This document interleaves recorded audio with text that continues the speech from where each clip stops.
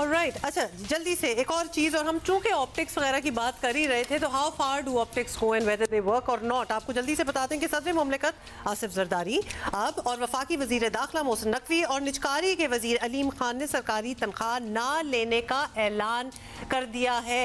आपको याद ही होगा कि ये ऐलानात मतलब इतने आउट ऑफ द ब्लू हमें नहीं सुनाई दे रहे, क्योंकि हम पहले भी बहुत सी ऑस्टेरिटी मेजर के ज़िमन में हम बहुत से ऐसे अनाउंसमेंट्स वगैरह सुन चुके हैं। What do they actually mean, what do they actually translate into? क्योंकि अगर सिर्फ तनख्वाह ही ना लेने की बात हो तो तनख्वाह, हमें ऐसा लगता है, और अभी हमारे साथ हमारे कॉरेस्पॉन्डेंट भी होंगे, हमें बताएंगे कि it is really pocket change for them. बाकी एमेनिटीज़ जिसमें घर, गाड़ी, फ्यूल, पेट्रोल, बिजली, सब कुछ उधर का उधर है, सिर्फ तनख्वाह।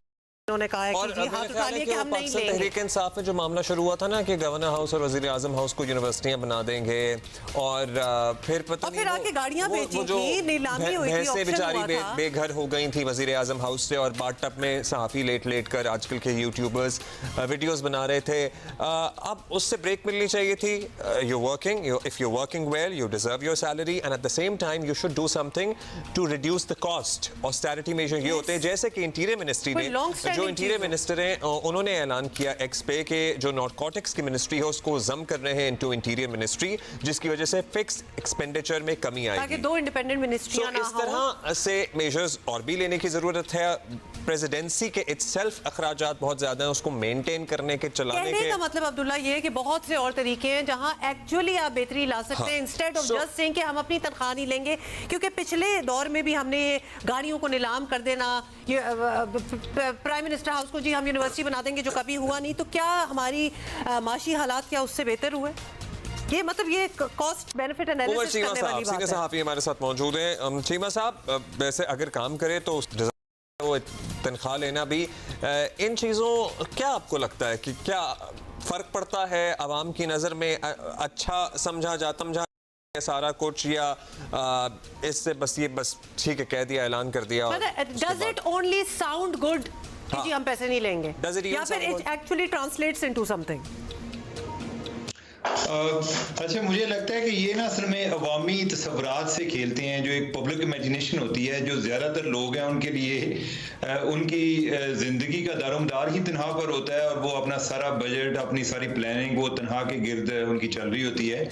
तो ये एक पब्लिक मैसेजिंग में तो शायद ये चीज़ इम्पॉर्टेंट होती होगी जी कि हम तनख्वाह नहीं ले रहे, लेकिन इसकी हकीकत क्या है? क्या तनख्वाह इनकी इतनी ज्यादा है, या ये सिर्फ तनख्वाह के लिए ये सदर बने थे? अगर इन्हें कोई इसमें दिलचस्पी नहीं है तो ये ना बनते। इसके लिए पता नहीं गेमें होती हैं, और आप अल्टीमेटली आप कहते हैं जी कि मैं जो है ना, वो जो है ना 8 लाख रुपया, 9 लाख रुपया जो मुझे महीने का मिलता है वो मैं नहीं लूंगा। उसके अलावा मैं सब कुछ इस ऑफिस को, चाहे मैं जो है ना पॉजिटिव यूज करूं या अब यूज करूं, उस पर हमारी नजर ही नहीं जाती है। और असल में तो अकाउंटेबिलिटी उधर होनी चाहिए। इधर लोग एक मीटिंग का 50-50 लाख रुपया, करोड़ रुपया मुतालबा कर रहे होते हैं, यानी कि फलां के साथ मीटिंग कराऊंगा तो इतने पैसे लगेंगे। तनख्वाह की क्या अहमियत है? ये सारा ये स्टंट है, इसकी कोई वजह नहीं बनती। ये भाई आप जो है ये एक मुल्क पर एहसान कर रहे हैं, ये ना करें, आप तनख्वाह जरूर लें, आप अपना काम ठीक करें, यानी कि आपकी अकाउंटेबिलिटी उधर होनी चाहिए। आपकी अकाउंटेबिलिटी, अगर हम सिर्फ ऑप्टिक्स की बात पर ही आ जाएं तो इस पर भी होनी चाहिए कि आपने जो एक सरकारी खजाने से जो आप आए दिन जो ज़ियाफ़तें, कोई दावतें कर रहे होते हैं लोगों की, या मुख्तलिफ जगहों पे आप ट्रैवल कर रहे होते हैं, आप चार्टर प्लेन इस्तेमाल कर रहे होते हैं, वो उसका आप कितना इकोनॉमिक यूज करते हैं? उधर तो एक जो उसका एक फ्लाइट होती है उस पर आपकी तनख्वाह से ज्यादा पैसे लग जाते हैं। पूरी फौज जो है वो साथ चल रही होती है कि साथ साथ कोई 20-25 लोग जो है मुलाजमीन वो जा रहे होते हैं, और फिर जिधर इन्होंने इनके घर होते हैं उनको इन्होंने कैंप ऑफिस बनाया होता है। उस कैंप ऑफिस की रेनोवेशन, उधर जो मुलाजमीन है, हर दफा जब भी कोई नई हुकूमत आती है वो कहती है जी हम ऑस्टेरिटी मेजर्स लेंगे। अभी ये एक ही हमने सुना है कि जी नारकोटिक्स की मिनिस्ट्री इंटीरियर में जम की, और इस तरह के अमली इक़दामात किए जाएंगे, या क्या मेजर्स लेने की ज़रूरत है कि जिससे दरअसल कमी वाक़ हो फिक्स्ड एक्सपेंडिचर में?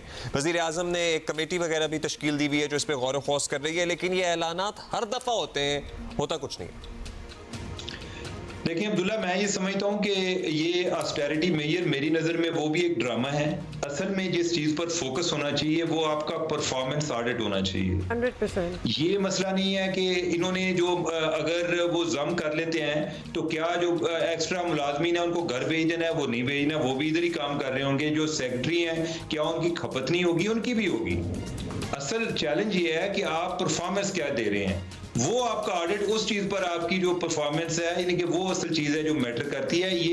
ये बातें जो हैं इसकी मुझे तो समझ नहीं लगती, और मेरा नहीं ख्याल कि अवाम भी अब कुछ ज्यादा इन बातों से इतना मुतासर होती है कि ये जो परफॉर्मेंस तो जरूर अब ना होती हो। उमर, थैंक यू, हमारे कम नहीं हो रहे। Thank you Umar for being with Thank us. you, मतलब time comes हाँ, every- ला सकते हैं ना speak वो, more. मतलब वो प्रोटोकॉल पे जो इतनी थी, एक बंदे के लिए 10-10 गाड़ियां सारी जा रही होती हैं, और भी बड़ी चीजें हम आके बताएंगे आपको।